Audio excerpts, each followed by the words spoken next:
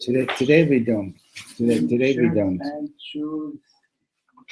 It's just not so unusual anymore. Then why do we have to make the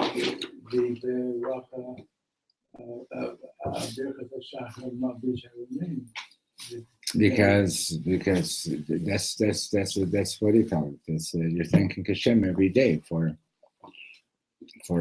having what to wear.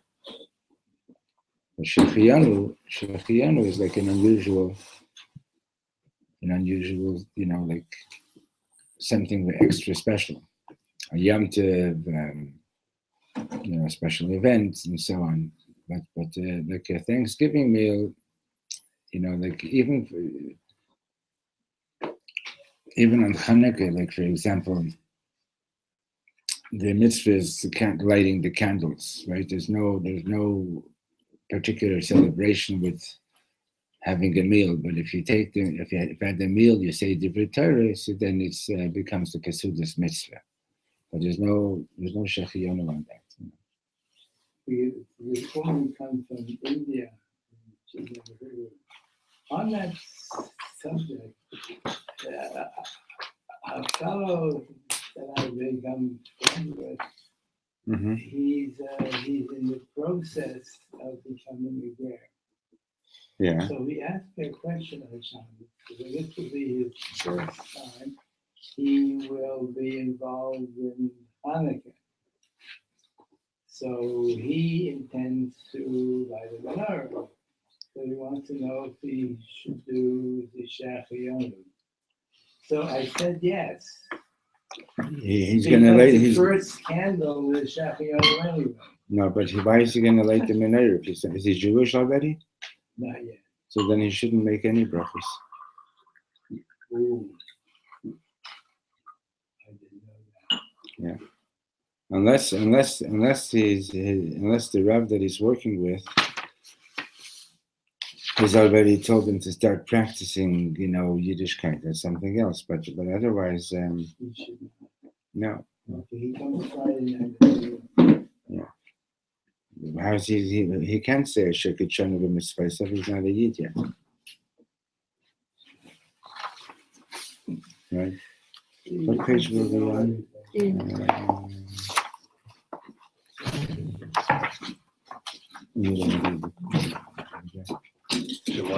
Hi, Asher, how are you? There's something for you. Aleph and Aleph.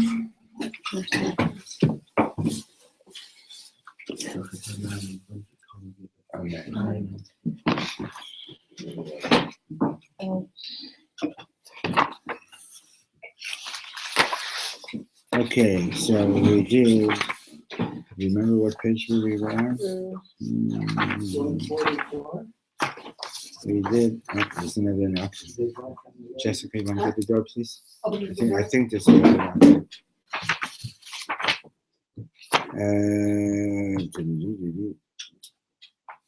Yeah, we did 144. We finished to 146. No? Okay, my imagination.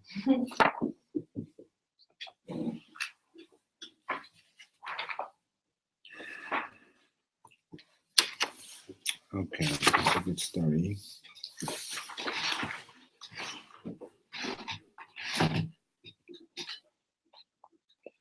I think we're on 147, no?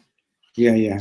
But I'm saying it's a great story on 147. I don't know if I want to read that now out loud.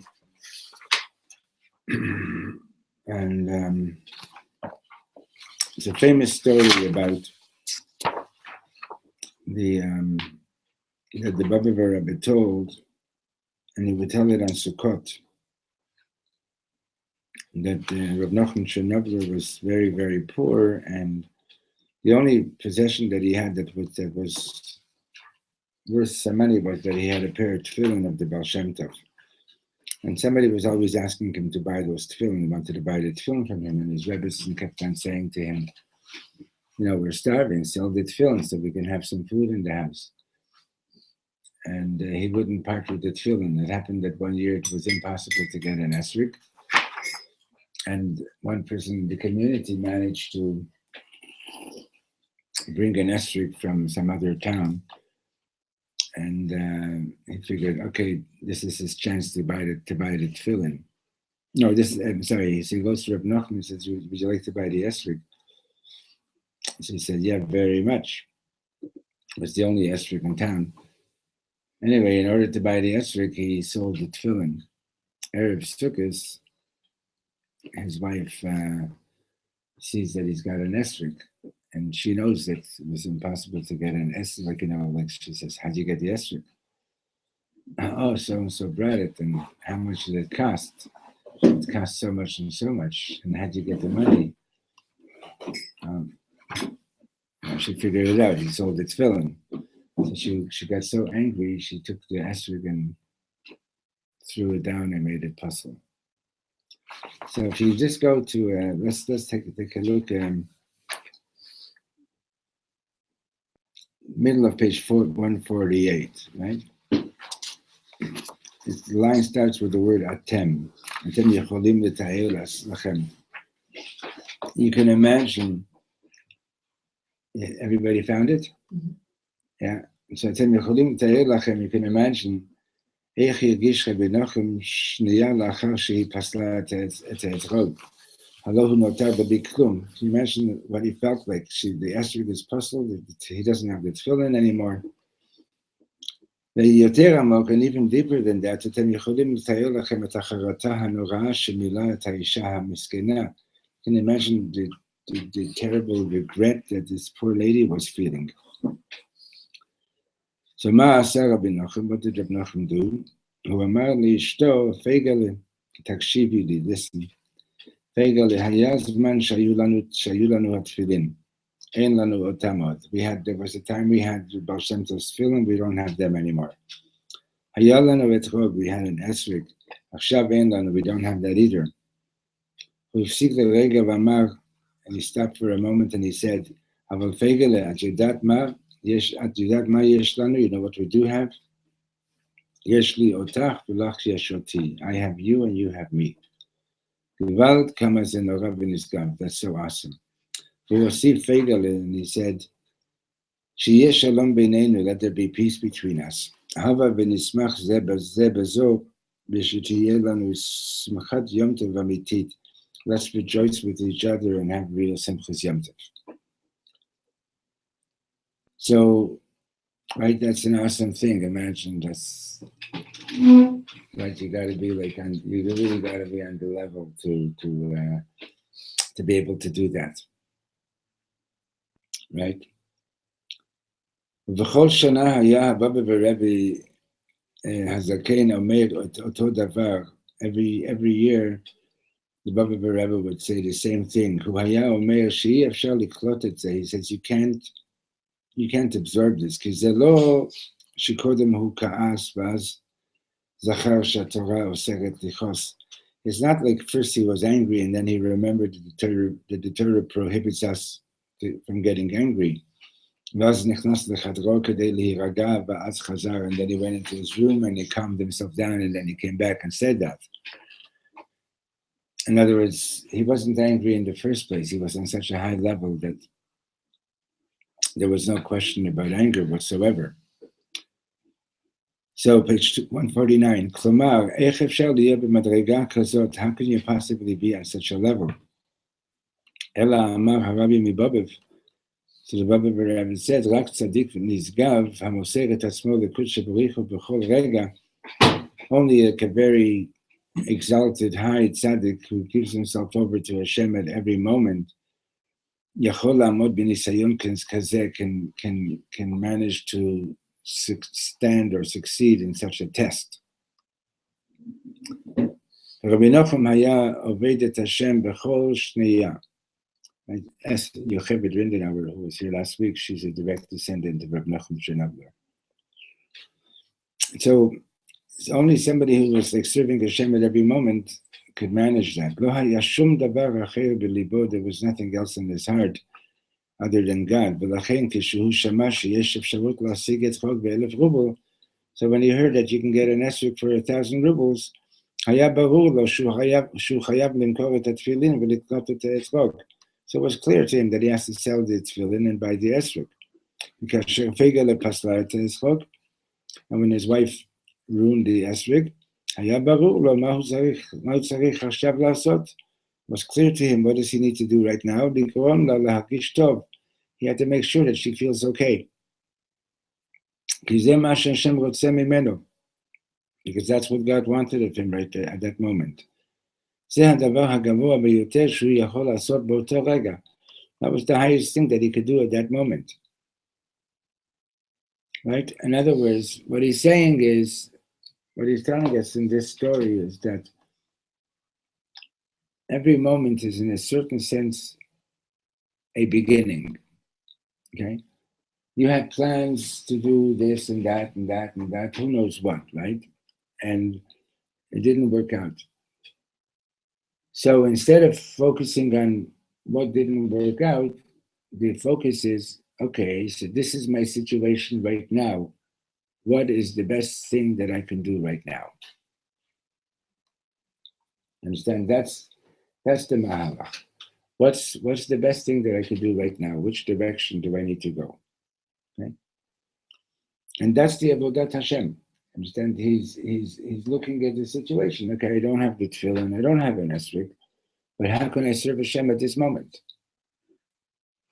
And the way I could serve Hashem at this moment is make sure that my wife doesn't feel bad. Right? Awesome. Really high madriga. Yeah. Yes, we know. We agree. Channukah. None of us ever got into a fight with anybody, right?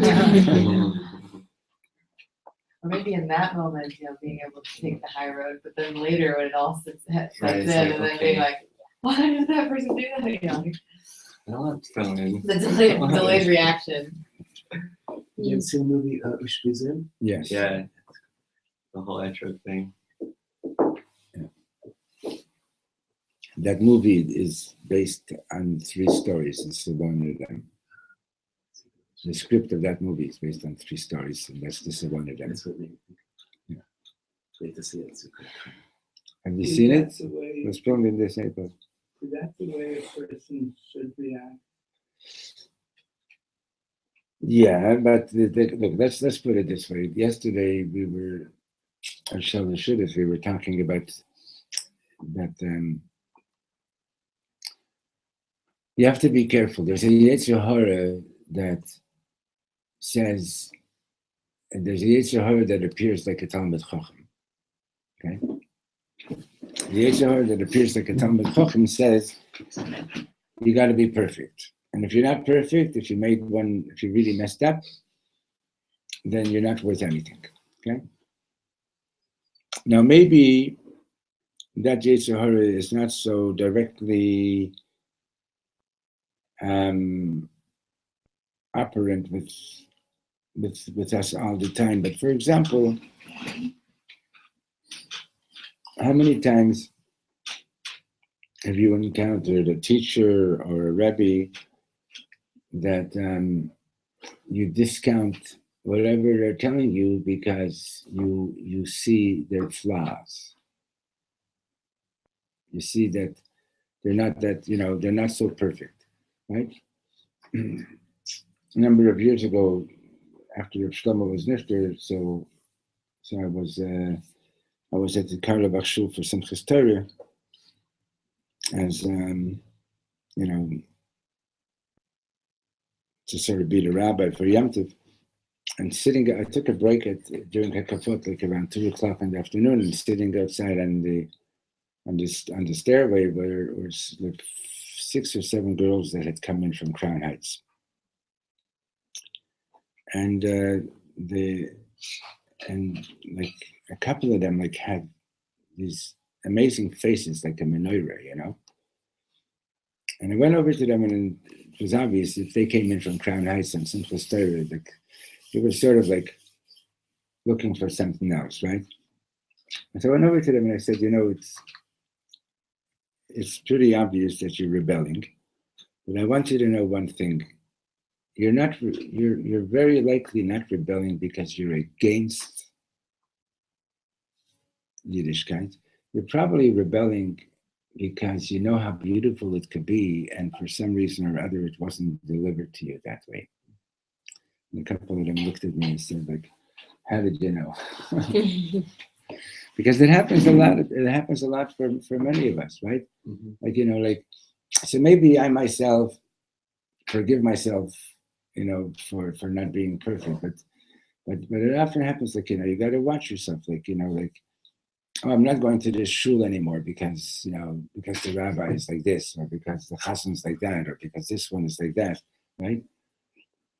So there's a Yetzer Hara of that's like a Talmud Chacham that comes and says, like, if you're not going to become like a tzaddik, so then and you've done this and you've done that, you're a Rasha.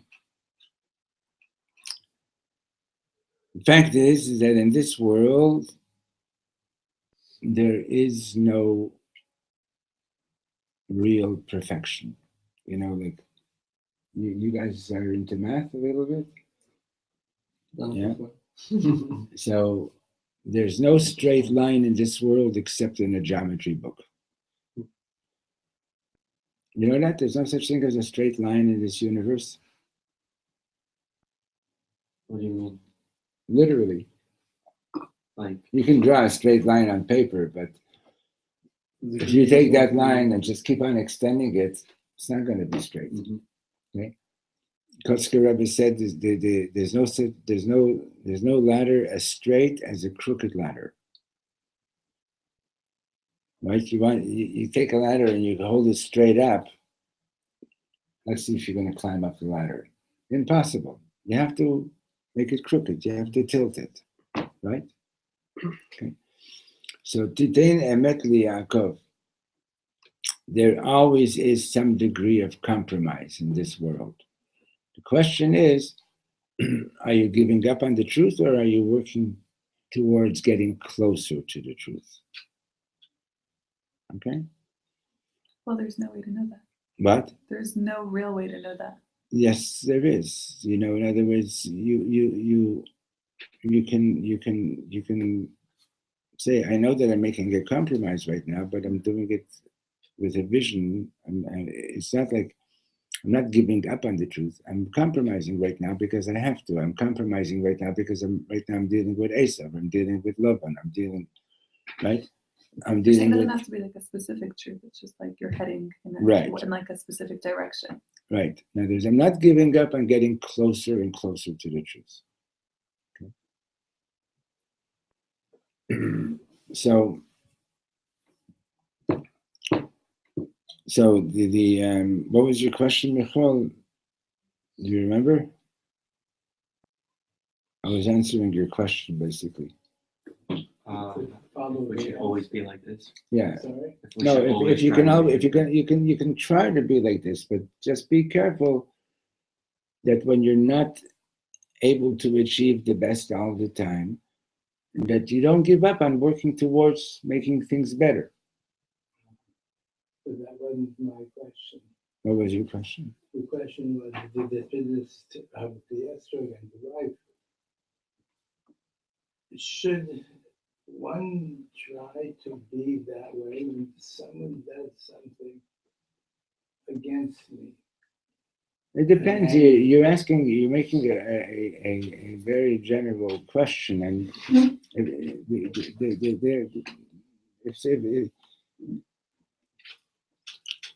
if he had in front of him the option of don't have the tefillin, don't have the esrog, right? I have the choice. I can have shalom bayis. I can have v'samachta b'chagecha, right? So says if somebody else is going to smash your esrog, you take them to Beis Din and you make them pay for it. And so you don't just say, "Oh, everything is beautiful." Yeah, everything is beautiful, but right now the Torah says somebody caused you damage, go to take him and make him pay for it. Okay? But you got to be careful not to do it with anger, because anger is Kol hakoy is kilu over the desire that when you're in a space of anger, it's as if you're worshiping an idol. Okay. So Reb Shlomo adds, right? And this is the continuation from what we learned last week. He says, I want to add that you see what kind of a great tikkun this was for Adam and Chava, right? Hello, Adam amar ishti asta it, right? Adam blamed Chava. Chava blamed Adam. Gam Rabbeinu HaKadosh Mirishon haya mesaper et hasipur hazeh. Also, the Rishon used to tell this story. Who Hasif, and he added, Sheboto leil rosh rishon shel Sukkot, that on that first night of Sukkot, Yashvu Avraham v'Sara im Reb Nachum v'Ishto b'Sukkah. That Avram Avinu and Sarah Imenu came and they were with Reb Nachum and his wife in the Sukkah.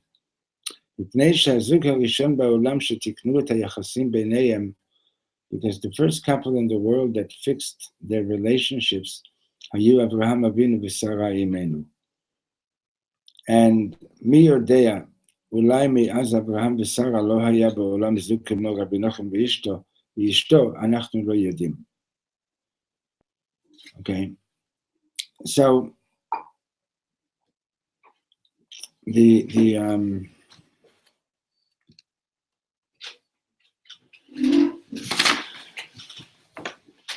okay,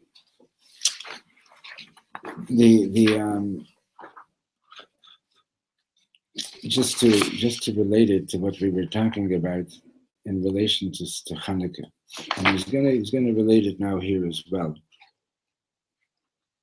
Right, we've come across a few times that Reb Shlomo has mentioned that from Sefer Yetzirah that the letter for the month of Kislev is the letter Samach.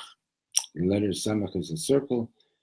It comes from the word Samech, to support, right? Samech Hashem l'chol hanoflim. And that the whole avodah is also to, in other words, that the inyan is to support one another, to help one another, and that's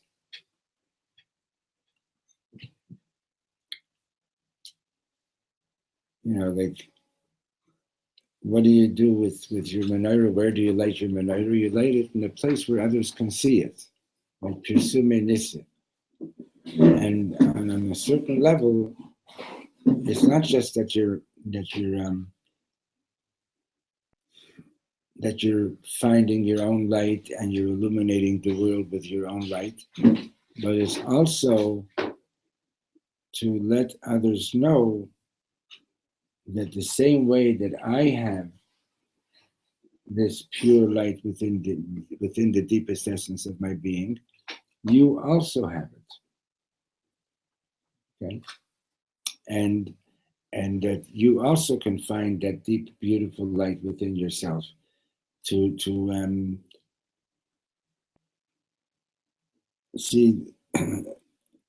A lot of people, they see a holy person and they say, oh wow, that's so beautiful, but they never believe that they themselves could be that way. Right? If your light is a really holy light, then the person, then others who see it see also that they can find it within themselves as well. Just to clarify a little bit, why do people like to go to tzaddikim? Because they're holy people and they'll get a racha from a holy person. Right, that's true. But So just to see how they compose themselves, how they talk to people, you can learn a lot from them. To learn from them, right? Yeah. But also, To sync up with them. well put. Okay. In other words, what Jessica is saying is that it happens a lot of times that because of the way life is, that we begin to doubt whether we doubt our connection with Kedusha. We doubt that we're still connected, right? When you meet a real tzaddik, what does the tzaddik see when he looks at you? Does he see a shmendrik or does he see your holy spark? Thank you. What he sees is your nikudot tovot. He sees your holy spark. He sees that you're mamish a holy person, that you have something kadosh. And when somebody focuses on the nikudot tovot in you, that gets aroused. Okay. When Reb David, come on. Oh, you have your own? Okay. Please have a seat. By the way, guys. We're on page 147. Sorry, not 147. We're going to be going on to 151.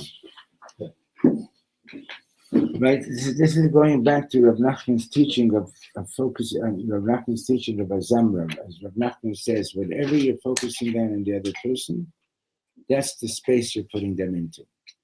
If you focus on something negative in that person, you're putting them into a negative space. If you focus on something positive in that person, you're putting them into a positive space. Who says that? Reb Nachman. You can download it. It's called Zamra. That's his most famous teaching. In your mind, not in their space. Like No, you actually You're affecting them. you affect them. You shift them. Yes. when they're with you or in general. Even when they're not with you, you can do it. Because it's Yeah. powerful. You remember when Freidel was sitting right where she's sitting over here, and we learned that teaching from Reb Nachman, and she was looking at me like in disbelief that how's that possible, and we stopped the class and I said, everybody think about somebody and send them, focus on something positive in them, right? And then I said, don't be surprised if you hear from them in the next 24 hours. And at 6 o'clock at night, she phones me. I got to tell you this. I did it, and they phoned me from Toronto. Yeah. Right? It sounds like magic, and it is. It works. Okay. So the deepest level of see, this is my neighbor of David. You know what he does on Channukah? He goes and puts out a whole bunch of menorahs on the street, and he invites the passers-by to light the menorah and to light the Channukah candles. And what his mom is doing is he's showing them, you also have the light. They come here to look at other people's lights. They don't light themselves. Right? And David and Marianne are showing them, go ahead, light, here. You've got the light also. Right? So that's the sign of really being connected.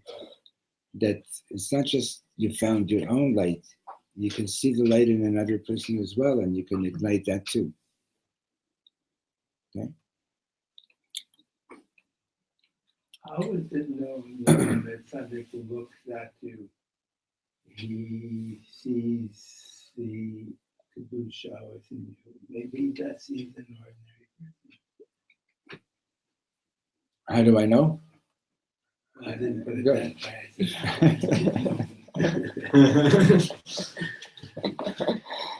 I gave you a few phone numbers and ask them. You can do a survey. Everybody is Gewalt. Every Call- human being is call- super Gewalt. Call up a couple of tzaddikim and say, My son was in Eretz Israel about a year and a half ago, and he had a whole list of it. So he asked me to come along with him. a list of what, tzaddikim to visit? So there was one tzaddik that he wanted to go see, and he said, I want tzaddik to give me a bracha, and he'll give you one too. Fine. My son is all wound up on this. I'm a little bit skeptical. But when my turn came, I looked into his eyes. the eyes are the windows of the soul. Mhm, mhm. And I didn't see that the tzaddik, You didn't see what you thought you would see. yes, Possible. because he's on a higher level than I am. No, because maybe he knew you were skeptical. It's possible. You have to. We have to have humility to see that. Okay. Okay. So page 151. Hasamach, the letter Samach, right? The letter Samach is the letter of Kislev. Tikkun habdidut, the fixing of loneliness, of being alone. Right? Vayivater Yaakov levado. Yaakov was all alone yesterday. Right? Sang that on Shabbat, Rav. You guys sang it also? Good. So he says, Matai Adam hu boded. When is a person all alone? Ani yachol lahakir et kol ha'olam. I could know the whole world. Ani yachol hadat et sefer ha'telefonim shel Brooklyn Baal Peh. I can know, it's only 7 numbers, I can know the entire Brooklyn phone book by heart. V'ani adayin boded, and still be alone. I can go every night to a party where there's 2,000 people that know me, and I still can be the most lonely person in the world. Right? You ever said of Shlomo in his loneliness? Yeah. Yeah, I did too. Right? Yeah. You didn't On stage in the concert. also? Yeah. Yeah. So, מתי אני מפסיק להיות בודד? When do I stop being lonely?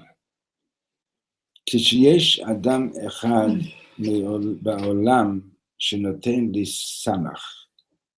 When there's one person in the world that gives me the samach, כשיש אדם אחד בעולם שנמצא לידי כשאני נופל, when there's one person in the world that's there with me when I fall, ואומר לי, and says to me, אתה יכול ליפול עליי, you can fall on me. אני חייב לספר, I have to tell you, אתם יודעים, יש לנו כל כך הרבה רבס בחיים. כשאני אומר רבס, when I say rabbis, אני לא מתכוון רק לרבנים, I'm not talking just about rabbis. מכל מלמדי השכלתי, from all my teachers I've learned and become wise. לפעמים אתה יכול לפגוש שיכור, והוא יאמר לך דברים שלא שמעתם אוזן מעולם. Sometimes you can meet a drunkie and you'll hear something that your ear never heard ever. ובכן, לפני שנים בהיותי איש צעיר, I said many years ago when I was a young man, הייתי בשוויץ. יום אחד נסעתי ברכבת מציריך לג'נבה. So I was on the train from Zurich to Geneva. למרות שבאירופה הרכבות יפות מאוד, even though the trains are very beautiful in Europe, and they are, I mean, I can tell you about Holland. So I usually travel in first class. I'm sitting there, and opposite me is this other person. You can see that he's a Jew. You can see that he's wealthy. I got onto the train at 6 in the evening, and I fell asleep right at the beginning. I woke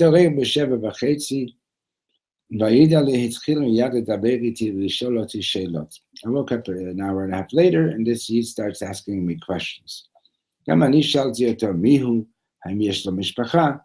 asked him, who is he, and does he have a family? And slowly he answered me, and he says, I'll tell you. He says, we're here alone, nobody hears us. And, okay, nobody's here to listen to us. I'm a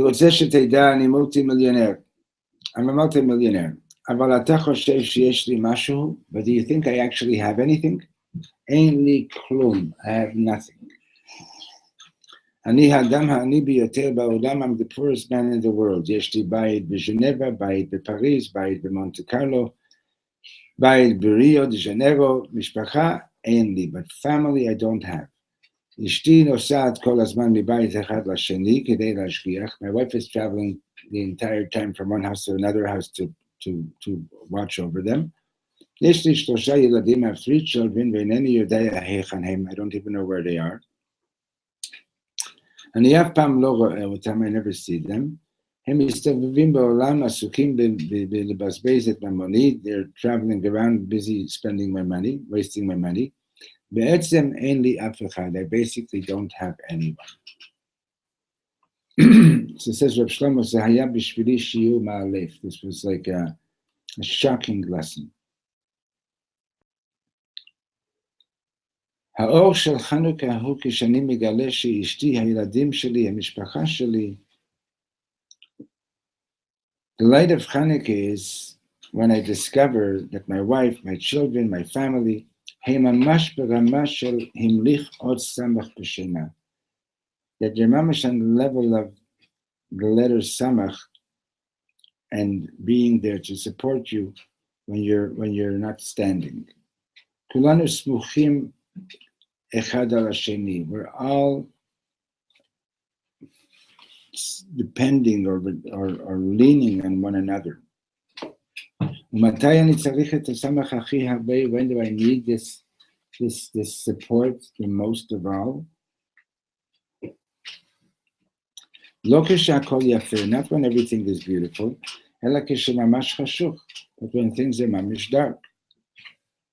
חנוכה חל באמצע החורף. Hanukkah comes in the middle of winter, כשיש מעט אור שמש, when there's hardly any, when there's very little sunlight. בסוף החודש,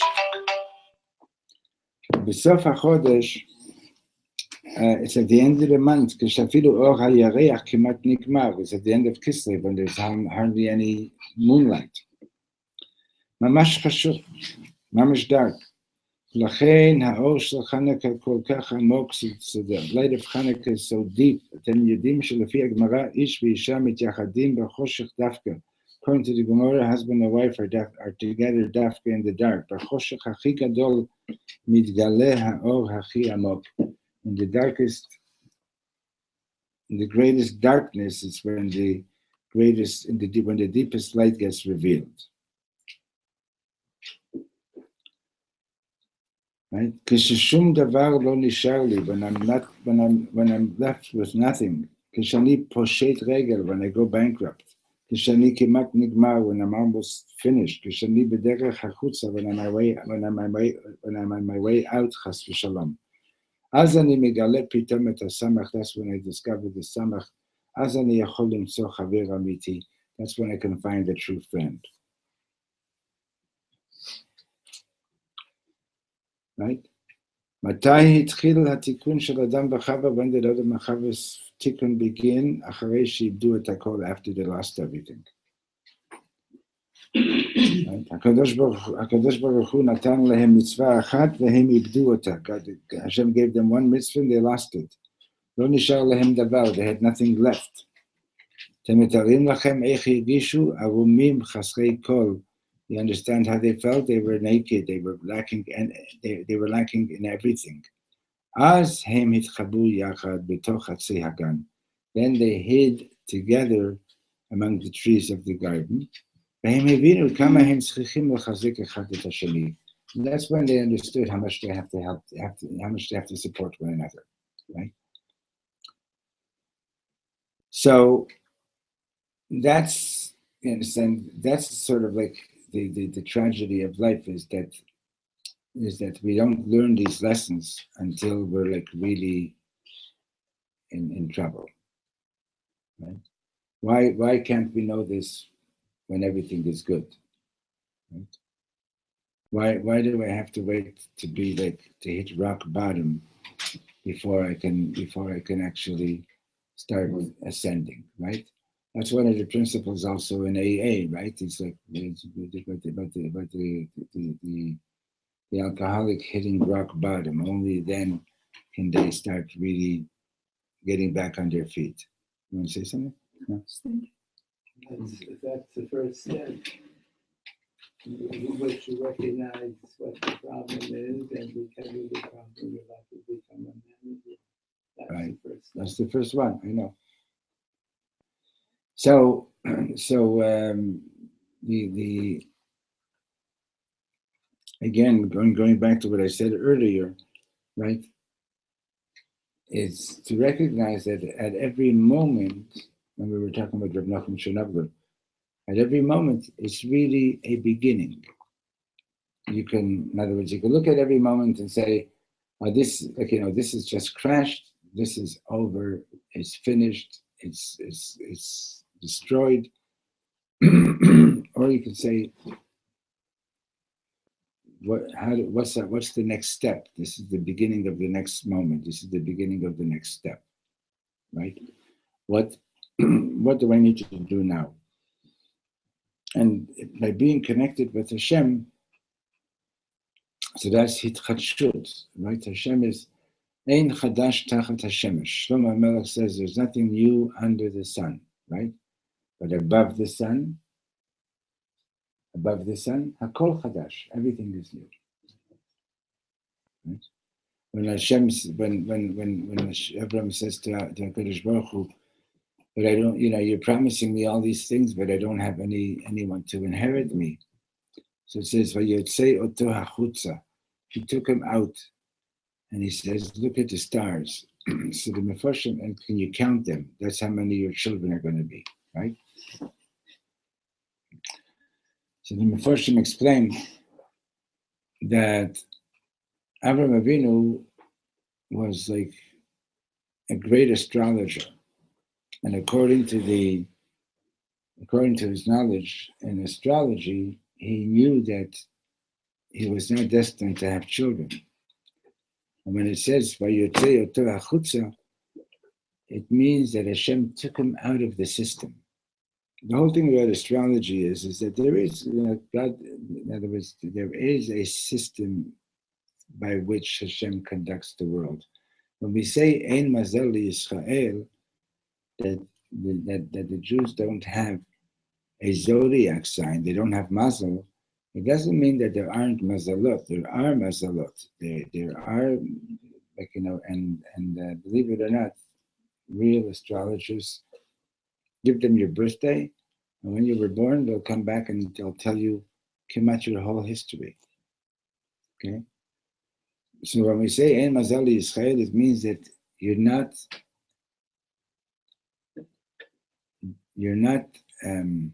locked into fate. Your mazel can change. Yotzei oto hachutza, Hashem took him out of the system. And when he looked at the stars, he was, so to speak, looking down at the stars. Okay? Took him out of the system. And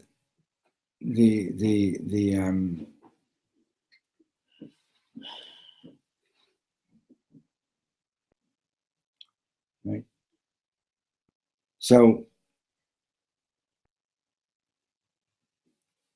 when things are good or relatively good, it's like that guy is driving around in Manhattan looking for a parking space.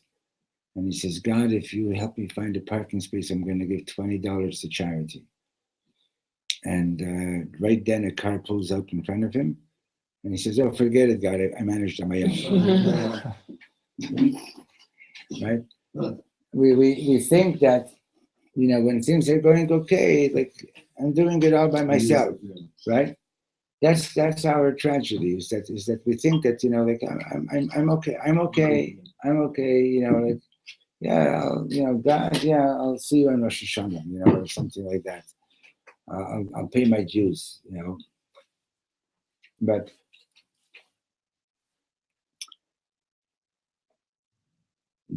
tragically, when we crash, then where am I going to get my help from? So there's 3 Chabad houses in Las Vegas. Mhm. And I've never been there, but I heard about it. And like their biggest customers are the people who lost their pants at the roulette table the night before. Like they where are they going to go now? Oh, Chabad house. Not before.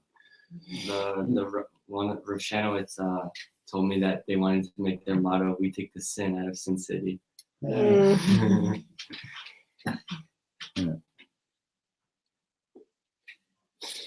Anyway, so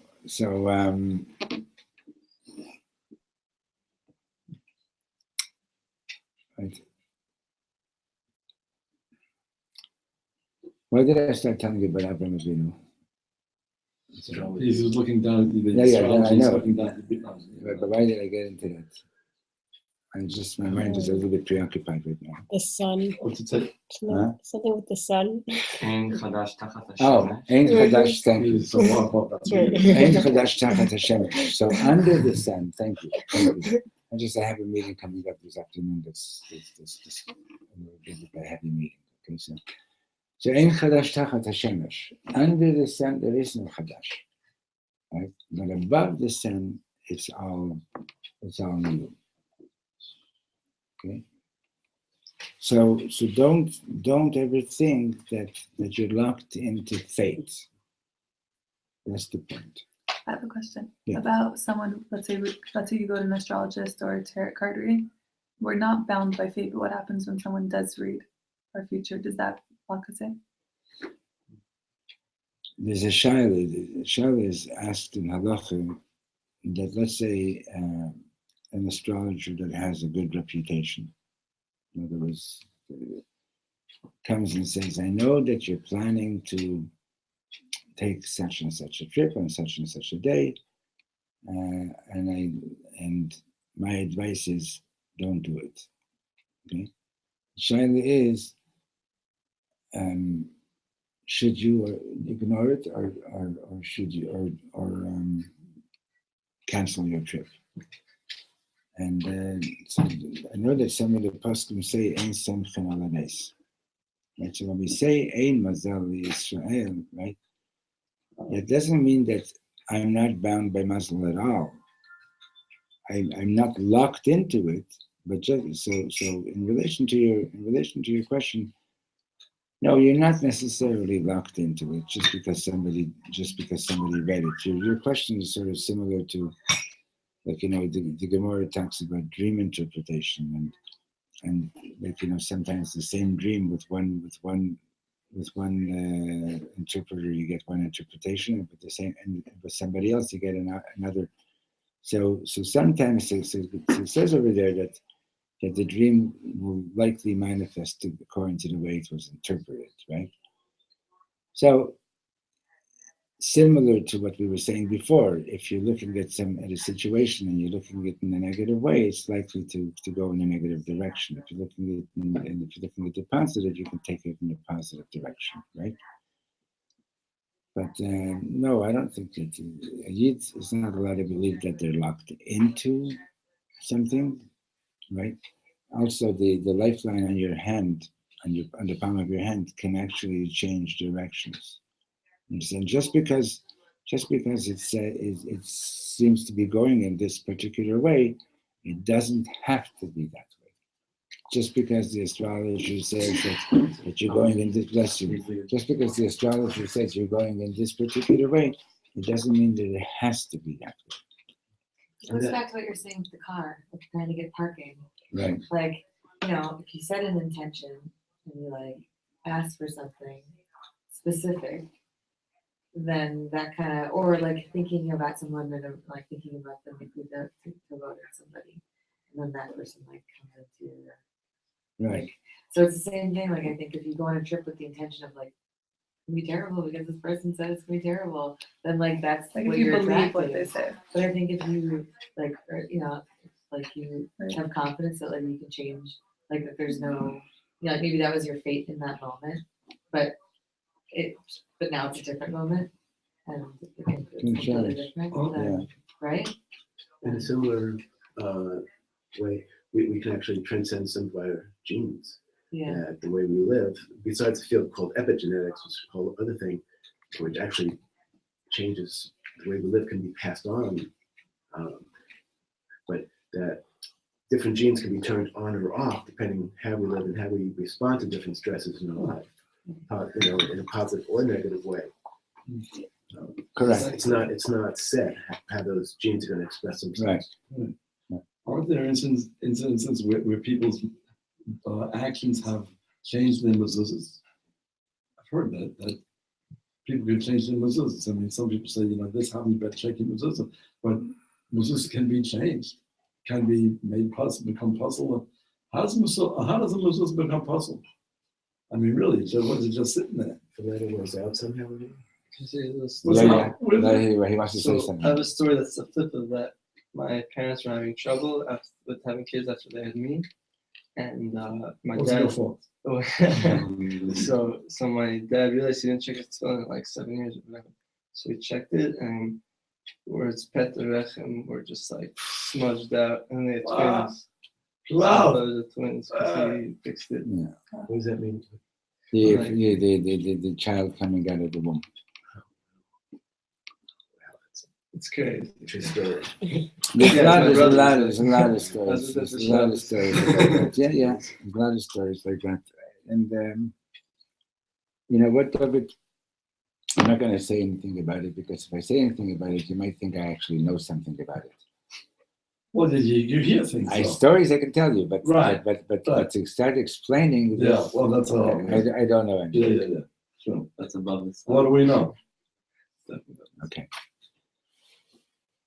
Okay, so let's just do one more line. This is really important. Reb Shlomo says, "K'shata pogesh mishu boded." When you meet somebody that feels lonely, that is alone, chabek oto, hug them. Okay. In other words, don't just walk past somebody and ignore them, which is a subtle form of murder. Reb Shlomo once told us that. Imagine we're standing at Har Sinai a few minutes before Hashem gives us the Torah, right? And I say, "Hey, David, do you think Hashem is going to say you're not allowed to commit murder?"